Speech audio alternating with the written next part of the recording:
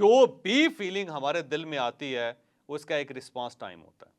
वैसे फ़र्ज़ करें कि एक शख्स ने आपको गुस्सा दिला दिया। अब ये जो गुस्सा है उसके साथ ज़ाहिर है आपके अंदर एक बवाल आ रहा है, एक फीलिंग आ रही है, एक बैड फीलिंग आ रही है और अब आपके पास फटने के अलावा कोई ऑप्शन नहीं है। याद रखें जब बंदा गुस्से में आता है तो क्या करता है? एक तो आंखें उसकी सुर्ख हो जाती हैं, बड़े गौर से देखता है दूसरे आदमी को, घूर के, नफ़रत से।